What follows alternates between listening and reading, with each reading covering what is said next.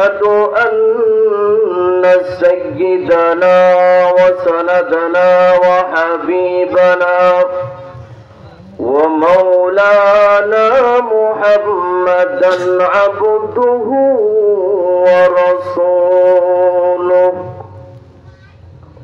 أما بعد فأعوذ بالله من الشيطان الرجيم. بسم الله الرحمن الرحيم. ويوم يحشر أعداء الله إلى النار.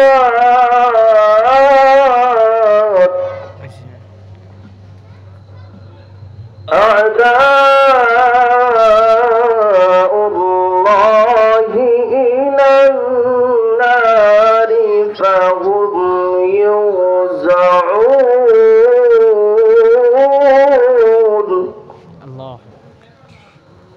وقال النبي صلى الله عليه وسلم: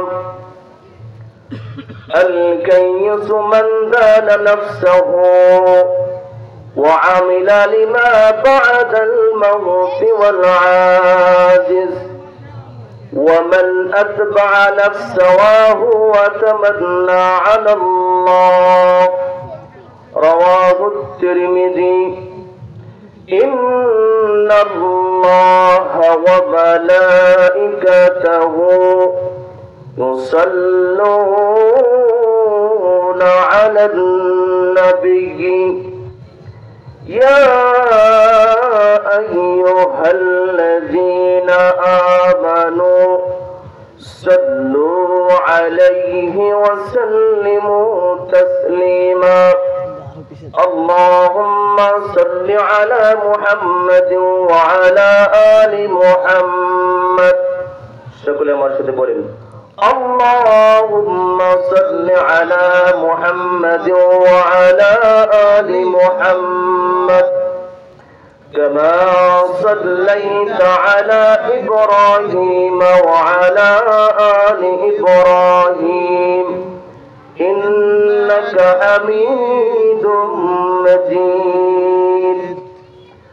اللهم بارك على محمد وعلى آل محمد كما باركت على إبراهيم وعلى آل إبراهيم إنك حميد مجيد. الحمد لله. আল্লাহ পাক লাখো শুকর ও সুজুদ যে মহান আল্লাহ সুবহানাহু ওয়া তাআলা আমাকে আপনাকে মোহাম্মদ নাজিমউদ্দিন সাহেবের বাড়িতে কারি আব্দুল কুদ্দুস মিয়ার বাড়িতে সুন্দর একটি মজলিস আসার এবং বসার তৌফিক দান করেছেন। আমরা সেই মহান দরবার নিকট শুকর জ্ঞাপন করছি আলহামদুলিল্লাহ। আলহামদুলিল্লাহ। লক্ষ দুরূদ সালাম আকা নামদার তাজির মদিনা সরকার দু আলম সৈয়দুল মুরসালিন আশরাফুল আম্বিয়া জনাবে মুহাম্মদ রাসূলুল্লাহ সবাই বলি সাল্লাল্লাহু আলাইহি ওয়াসাল্লাম। সম্মানিত হাজিরিন, আমি আপনাদের সম্মুখে 41তম সূরার নাম হামিম সিজদা। এই সূরার 19 নম্বর আয়াত তেলাওয়াত করেছি। নবী করিম সাল্লাল্লাহু আলাইহি ওয়াসাল্লামের লক্ষ লক্ষ হাদিস থেকে একটি হাদিস পাঠ করেছি। অতি সংক্ষেপে কোরআন এবং হাদিস অনুযায়ী কথা বলার চেষ্টা করব ইনশাআল্লাহ। সম্মানিত উপস্থিতি, এই দুনিয়া কিন্তু একদিন থাকবে না। থাকবে? থাকবে না। আমিও থাকবো না, আপনিও থাকবেন না। এই দুনিয়া একদিন বিলীন হয়ে যাবে মাটির সাথে। যেদিন আল্লাহ রাব্বুল আলামিন আমাকে আপনাকে বানিয়েছিলেন দুনিয়ার মধ্যে সর্বশ্রেষ্ঠ মানুষ, আশরাফুল মাখলুকাত হিসাবে, আর এই কারণেই আমি আপনি আল্লাহর কাছে, মানুষের কাছে সবচাইতে প্রিয়। যেরকম সুবহানাল্লাহ। দুনিয়ার মধ্যে যত ধর্মের মানুষ রয়েছে, প্রত্যেক মানুষের মধ্যে, প্রত্যেক ধর্মের মধ্যে ইসলাম ধর্ম অনেক উপরে, সুবহানাল্লাহ। কিন্তু সেই ইসলাম গ্রহণ করে আমরা কি অর্জন করতে পারলাম? আমি আপনি যখন মারা যাব, মারা যাওয়ার পরে কি উপায় হবে আমার, আমি আপনি চিন্তা করি না। এই যে এই জায়গায় মাহফিল হচ্ছে, অনেক দূরে গান বাজনা বক্স চলছে, মানুষের অন্তরে আল্লাহর ভয় নাই, মৃত্যুর ভয় নাই। যদি মানুষের অন্তরে মৃত্যুর ভয় থাকতো তাহলে এই পাপ কাজের দিকে ধাবিত কখনোই হইতো না। কিন্তু আমি যে মারা যাব এই চিন্তাই করে না। বিভিন্ন সময় দেখা যায়, পত্র পত্রিকা ফেসবুক খুললে দেখা যায় যুবকের লাশ, অমুক জায়গায় লাশ, পরিবার সহ মানুষ মারা যাচ্ছে। মানুষের এখনো হুঁশ আসছে না। এর একটাই কারণ, মানুষ আল্লাহর গোলামি ভুলে গিয়ে যখন শয়তানের আনুগত্য অনুসরণ করবে, যখন আল্লাহর গোলামি না করে, যখন দুনিয়ার মানুষের মন্ত্র তন্ত্র আইন অনুসরণ করবে, তখনই মানুষের অধঃপতন আসবে। কথা বলেন ঠিক কিনা? আর যখন মানুষেরা আল্লাহর কালাম, রাসূলের সুন্নাত অনুসরণ করার চেষ্টা করবে, পারিবারিক জীবন, সামাজিক জীবন, অর্থনৈতিক জীবন এবং কি রাজনৈতিক জীবনে প্রত্যেকটা অঙ্গনে তারা শান্তি পাবে। কথা বলেন ঠিক কিনা?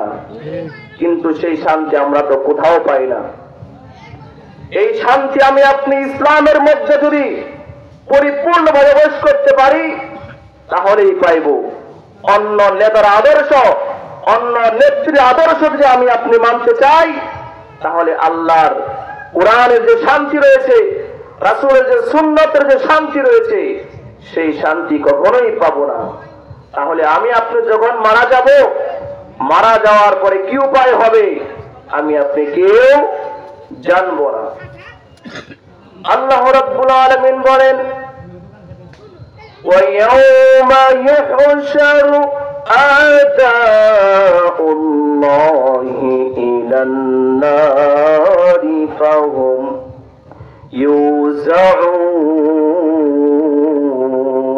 يُوزَعُونَ। আল্লাহু আকবার বলেন। আল্লাহ রাব্বুল আলামিন বলেন, জাহান্নামবাসীদেরকে যখন জাহান্নামের দিকে নিক্ষেপ করা হবে, যখন দলে দলে জাহান্নামবাসীদেরকে জাহান্নামের মধ্যে যখন নিক্ষেপ করা হবে, হাত্তা ইযা জাউহা ফুতিহাত আবওয়াবুহা ওয়া ক্বাল, যখন জাহান্নামবাসীদেরকে আল্লাহ রাব্বুল আলামিন যখন প্রশ্ন করবেন, দুনিয়ার জমিনে আসলা, আসার পরে যখন পাপ কাজ করলা, যার ফলে তোমাকে জাহান্নামে নিক্ষেপ করা হবে। যখন মানুষেরা দুনিয়ার জমিনে, মানুষেরা কান দ্বারা অনেক গুনাহ করেছিল, যখন চক্ষু দ্বারা অনেক গুনাহ করেছিল, যখন ত্বকের দ্বারা অনেক গুনাহ করেছিল, ওয়াজুলুদুহুম বিমা কানু ইয়াকসিবুন, মানুষেরা প্রত্যেক অঙ্গ প্রত্যঙ্গ দ্বারা যত গুনাহ করেছিল, প্রত্যেকটা গুনাহ একটা একটা আল্লাহ রাব্বুল আলামিন প্রকাশ করবেন। তখন আমি আপনি কোনো উপায় থাকবে না। আমার একজন মা বাবা তার ছেলে সন্তানকে ভুলে যাবে, ভাই তার বোনকে ভুলে যাবে, স্বামী তার স্ত্রীকে ভুলে যাবে। আমার আল্লাহ রাব্বুল আলামিন বলেন, ইয়াউমা ইয়াফিরুল মারউ মিন আখিহি ওয়া উম্মিহি ওয়া আবিহি ওয়া সাহিবাতিহি ওয়া বানিহি। দুনিয়ার জীবনে স্বামী তার স্ত্রীকে কত ভালোবাসে, স্ত্রী তার স্বামীকে যত ভালোবাসে, ভাই তার বোনকে যত ভালোবাসে, বোন তার ভাইকে যত ভালোবাসে, বন্ধু তার বন্ধুকে যত ভালোবাসে, ভালোবাসার জন্য এমন পরিস্থিতি হয়ে যায় তার জন্য নিজের তাজা প্রাণটা দিয়ে দেয়। কিন্তু কাল কিয়ামতের ময়দানে, ইয়াউমুল হাসর, কিয়ামতের দিনে যখন একটি নেকির জন্য একজন মা তার ছেলের কাছে যখন চলে আসবে, ছেলে তার মায়ের কাছে যখন চলে যাবে, তখন একটি নেকি কখনোই দিবে না, বরং তারা বলবে, সকন দূর হয়ে যাও, তোমাকে আমি চিনি না, তোমাকে আমি কখনোই দেখি নাই।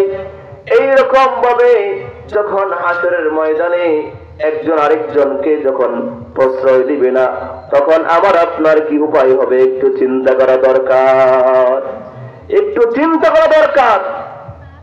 এই কারণে আল্লাহর নবী করিম সাল্লাল্লাহু আলাইহি ওয়াসাল্লাম বলেন, আল কাইয়িসু মান দারা নাফসাহু ওয়া আমিলা লিমা বাদাল মাউত ওয়াল আজিজ।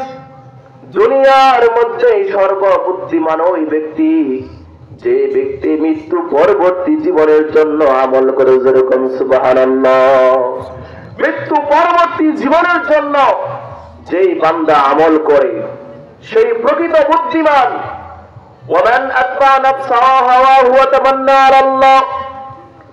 আর যে ব্যক্তি দুনিয়ার জমিনে থেকে শয়তানের আনুগত্য অনুসরণ করে, যখন মানুষের যত আইন রয়েছে প্রত্যেকটা বিধান মেনে নিজে মনে করবে আমি তো জান্নাতি, আল্লাহর নবী করিম সাল্লাল্লাহু আলাইহি ওয়াসাল্লাম বলেন, সেই ব্যক্তি হচ্ছে বেরতজুরুকান নাউযুবিল্লাহ। অর্থাৎ মৃত্যু যখন আমার চলে আসবে, আসার পরে আমার আমল ছাড়া অন্য কোন নেতা, অন্য কোন বড় বাহাদুর বলেন, বাদশা বলেন, পীর সাহেব বলেন, কেউ আমার আপনার জন্য সুপারিশ করতে পারবে না। একমাত্র আল্লাহ রসুল যখন আল্লাহ যখন তার রসুলকে যখন বলবেন সুপারিশ করার জন্য, একমাত্র তখনই একজন মানুষ জান্নাতে যেতে পারবে, অন্য কেউ সুপারিশের মাধ্যমে জান্নাতে যেতে পারবে না। কারণ সবাই ইয়া নাফসি ইয়া নাফসি বলে চিৎকার করবে। ভাইরা আমার, এই জন্যে শয়তানের ধোঁকায় পড়ে আমি আপনি গুনাহ করতে পারি? কখনোই পারি না। অন্য আয়াতে আল্লাহ তাআলা বলেন, اليوم نختم على أفواههم وتكلمنا أيديهم وتشهد أرجلهم بما كانوا يكسبون। الله أكبر বলেন। আল্লাহ রাব্বুল আমিন বলেন, আল-ইয়াওমা নাখতিমু আলা আফওয়াহিহিম, কাল কিয়ামতের ময়দানে আমার আপনার যে মুখ রয়েছে সেই মুখ আল্লাহর কাছে সাক্ষী দিবে। ওয়া আরজুলুহুম, আমার আপনার যে পা রয়েছে সেই পা আল্লাহর কাছে সাক্ষী দিবে। বিমা কানু ইয়াকসিবুন, আমি আপনি আমার আপনার অঙ্গ প্রত্যঙ্গ দ্বারা যাই বলেছি না কেন, যে পাপ কাজ ভাই দেখে নাই, বোন দেখে নাই, মা দেখে নাই, বাবা দেখে নাই, সেই পাপ কাজের জন্য একমাত্র আল্লাহর কাছে পানাহ চাইতে হবে। আল্লাহ কিন্তু দেখেন, দুনিয়ার কেউ দেখে নাই। কিন্তু সেই পাপ কাজের জন্য অনুতপ্ত হওয়া কার কাছে জরুরি? আল্লাহর কাছে জরুরি। কারণ রাত্র যখন গভীর হয়ে থাকে, দুনিয়ার প্রত্যেকটা বান্দা বান্দি যখন ঘুমিয়ে যায়, আল্লাহ রাব্বুল আলামিন বলেন, তোমাদের মধ্যে কে আছে এমন, কার কেমন আছে, কার কেমন আল্লাহর কাছে যাওয়ার আছে, কোন ব্যক্তি অসুস্থতা রয়েছে, আমি আল্লাহর কাছে যাও, আমি আল্লাহ রাব্বুল আলামিন অবশ্যই তোমাকে প্রদান করব। যেরকম সুবহানাল্লাহ। একজন আল্লাহর গোলাম যদি আল্লাহর কাছে ক্রন্দন করে আল্লাহর কাছে যদি চায়, অবশ্যই পাবে। কারণ মুসা আলাইহিস সালাতু ওয়াস সালামের জামানায় একজন আল্লাহর গোলাম ছিল, এমন গুনাহ করে নাই যে গুনাহের কারণে সমাজের প্রত্যেকটা বান্দাবান্দি এবং কি প্রত্যেকটা মানুষ তার অদৃষ্ট হয়ে গিয়েছিল। তখন তারা বলল, পিতা মাতা সহ তাদেরকে বলল, আমার সন্তানকে অনেক দূরে রেখে চলে আসো, সেই জায়গা থেকে জানি আমাদের কাছে না আসতে পারে। কারণ এমন সন্তান সমাজের মধ্যে আছে, যেই সন্তান পিতা মাতার কথা শ্রবণ করে না, পিতা মাতা যেই ভালো কাজের কথা বলে সেই ভালো কথা বলার শোনার চেষ্টা করে না, এরকম সন্তান আছে না নাই? পিতা মাতা যখন বলে নামাজ পড়ো, তখন নামাজ পড়তে চায় না। পিতা মাতা যখন বলে ঘুমিয়ে যাও, তখন সন্তান ঘুমাতে যায় না। ঘুমাই মোবাইল দেখতে দেখতে ঘুমাইতে 2টা বেজে যায়। অন্য দিক দিয়ে ফজরের নামাজ কাজা করে রাত সকাল 10টার সময় উঠে যায়, এরকম সন্তান আছে না নাই? এই সন্তান যদি আমার আপনার ঘরে জন্মগ্রহণ করে, এই সন্তান জন্মগ্রহণ করার থেকে না করাই ভালো। কারণ এই সন্তান আমার জন্য কিছুই করতে পারবে না। আপনি যখন মারা যাবেন, মারা যাওয়ার পরে আপনার জন্য দোয়া করতে পারবে না। রব্বিরহামহুমা কামা রব্বায়ানি সগীরা। এই দোয়া পারে না, নামাজ পড়ে না, রোজা রাখে না, কোরআন তেলাওয়াত করে না। যদি একজন মুসলমানের করে জন্মগ্রহণ করে এই দোয়া কালাম কোরআন তেলাওয়াত নাই পারে, তাকে কিভাবে মুসলমান বলবেন? সে কিভাবে মুসলিম বলে দাবি করতে পারবে? এই জন্য ভাইরা আমার, আল্লাহ নবী করিম সাল্লাল্লাহু আলাইহি ওয়াসাল্লাম যে দাওয়াতের মিশন নিয়ে এই ধরায় আগমন করেছিলেন, সেই দাওয়াতের মিশন আমাকে আপনাকে বাস্তবায়ন করতে হবে। কারণ আল্লাহ তাআলা বলেন, ওয়াল্লাযী আরসালা রাসূলাহু বিল হুদা ওয়া দীনিল হক লিইয়ুযহিরাহু আলাদ দীনি কুল্লিহি ওয়ালাউ কারিহাল মুশরিকুন। ওয়াল্লাযী আরসালা রাসূলাহু বিল হুদা ওয়া দীনিল হক লিইয়ুযহিরাহু আলাদ দীনি কুল্লিহি। আল্লাহ তাআলা বলছেন, আমি রাসূলকে দুনিয়ার জমিনে এই কারণে পাঠিয়েছি যে দুনিয়ার মধ্যে যত অসত্য মতবাদ রয়েছে, অসভ্য মতবাদ রয়েছে, সমস্ত মতবাদের উপরে ইসলামকে প্রাধান্য দিয়ে ইসলামের সমাজকে কায়েম করা। এই জন্য আল্লাহ রাব্বুল আলামিন নবী করিম সাল্লাল্লাহু আলাইহি সাল্লামকে পাঠিয়েছিলেন। সুবহানাল্লাহ। কিন্তু সেই চিন্তা, সেই চেতনা আমার আপনার ভিতরে নাই। না থাকার ফলে আজকে গোটা বিশ্বের মুসলমানরা মার খাচ্ছে, বিশ্বের মুসলমানরা নির্যাতিত হচ্ছে, বিশ্বের মুসলমানরা তাদের অস্তিত্ব হারিয়ে ফেলছে। ভাইরা আমার, আমি যেটা বলতেছিলাম, মুসা আলাইহিস সালাতু ওয়াস সালামের জামানায় একজন আদম সন্তান যখন পাপ কাজে নিমজ্জিত হয়েছিল, তখন সমস্ত পিতামাতা সহ তাদের এলাকার প্রত্যেক গণ্যমান্য ব্যক্তিরা তাকে এক বড় জঙ্গলে পাঠিয়েছিল। পাঠিয়ে দেওয়ার পরে এবার তারা শান্ত হইল। এবার সেই যুবক সন্তান আল্লাহর কাছে ক্রন্দন করতেছে, আল্লাহর কাছে বলতেছি, হে আল্লাহ, আমি জীবনে যত গুনাহ করেছি, যত পাপ কাজ করেছি, তোমার নাম তো রহমান, তোমার নাম তো রহিম, তোমার নাম তো গফফার, তোমার নাম তো সত্তার। আমি যত গুনাহ করেছি তুমি তো জানো। দুনিয়ার প্রত্যেকটা মানুষ আমাকে বন জঙ্গলে ফেলে এসেছে, আমাকে এই জঙ্গলে ফেলে চলে গিয়েছে। অতএব তোমার কাছে ফরিয়াদ জানাই, আমাকে যদি মাফ করে দাও, তোমার নাম তো রহমান, তোমার নাম তো গফফার, তোমার নাম তো সত্তার। তুমি যদি ক্ষমা করতে পারো, তোমার রহমতের ভান্ডার কোনো কমতে থাকবে না। সুবহানাল্লাহ। একজন বান্দা যখন আল্লাহর কাছে এরকম আকুতি মিনতি করলো, আল্লাহ রাব্বুল আলামিন ওই যুবককে মাফ করে দিলেন। যেরকম সুবহানাল্লাহ। এইরকম ভাবে আমি আপনি যদি আল্লাহর কাছে তওবা করে, আল্লাহ মাফ করবেন কি করবেন না? অবশ্যই করবেন। এই জন্যে আল্লাহ রাব্বুল আলামিন আমাকে আপনাকে গুনাহ থেকে পবিত্র করার জন্য একটি মাস দিয়েছেন, যেই মাসের নাম হচ্ছে রমজান মাস। সুবহানাল্লাহ। আল্লাহ রাব্বুল আলামিন বলেন, কুতিবা আলাইকুমুস সিয়ামু কামা কুতিবা আলাল্লাযীনা মিন ক্বাবলিকুম লাআল্লাকুম